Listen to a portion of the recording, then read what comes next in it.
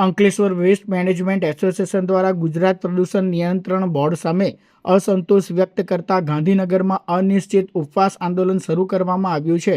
Ankleshwar waste management association દ્વારા જણાવ્યા અનુસાર આધુનિક તકનીકોથી સજ્જ સીઈટીપી પ્રોજેક્ટ માટે સીસીએ મંજૂરી મેળવવા છેલ્લા 1 વર્ષથી રજૂઆતો કરવામાં આવી રહી છે, છતાં પણ ગુજરાત પ્રદૂષણ નિયંત્રણ બોર્ડ દ્વારા પરવાનગી આપવા માટે લાંબા સમયથી વિલંબ થતો હોવાના આક્ષેપ કરવામાં આવ્યા છે।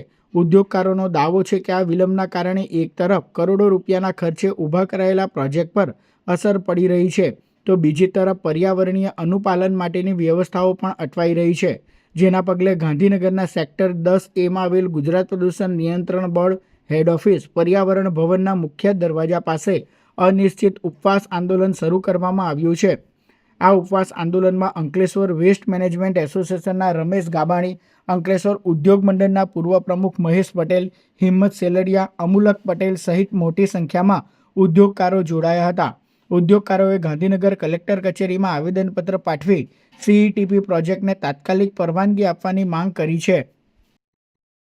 જે ગવર્મેન્ટની સબસિડી લીધા વગર અમે કોઈ પણ રાહ જોયા વગર બેંક લોન લઈને જે બનાવ્યો છે સીટીપી, જો એ ચલાવવા દેવા ન માંગતા હોય તો એ શું કહેવા માંગે છે એનું અમને કશી ખબર નથી પડી રહી।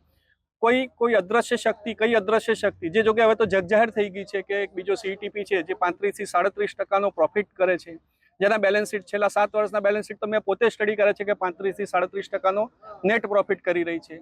તો શું એ નેટ પ્રોફિટને એમાંથી કંઈ ભાગ હિસ્સો મળી રહ્યો છે? અમને એવું પ્રતીત થઈ રહ્યું છે કે હવે તો કે ભાઈ અમારો જો સીટીપીને અમને યા તો પરમેનન્ટ ક્લોઝર આપી દો, જેથી કરીને અમે અમારા ઉદ્યોગોને બીજા કોઈ સ્ટેટમાં લઈ જઈએ, જેથી કરીને કંઈક અમારું ભલું થાય। ઉદ્યોગકારો ખરેખર થાકી ગયા છે।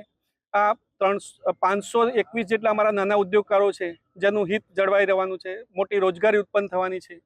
કેટલાય લોકો કેટલાય સમયથી કોરોના કાળથી જે લોકોએ ઈસીએનઓસી સીસીએ મેળવી છે ત્યારથી પરેશાન છે કે ભાઈ અમારું આજે ખુલે કાલે ખુલે। રમેશભાઈ વારે ઘડી અમને આશ્વાસન આપે કે ભાઈ હવે આપણે છેલ્લા 3 દિવસનું આપ્યું છે કે 3 દિવસમાં તમારું થઈ જવાનું છે।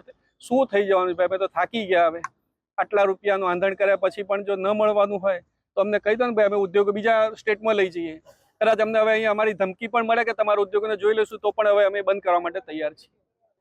ના, હજુ તો કોઈ નિર્ણય આવ્યો નથી અને અત્યારે અમને મેમ્બર સેક્રેટરી શ્રી બોલાવ્યા છે, તો ઉપર વાત તો કટોકટ માટે ગયા છે ને હવે જે નિર્ણય આવે તે અમને 1 વર્ષથી એવું કહે છે કે તમને 2-3 દિવસમાં કન્સેન્ટ મળે છે, અઠવાડિયામાં મળે છે, 5 દિવસમાં મળે છે, તો 3 દિવસની હું કામ રાહ જોવે છે? 4 દિવસની શા માટે? આજે જ આપે ને, અને વાંધો નહીં, અમે ભૂખ્યા તમને વાંધો નથી, જે દિવસે અમને આપે તે દિવસે ઊભા થઈશું।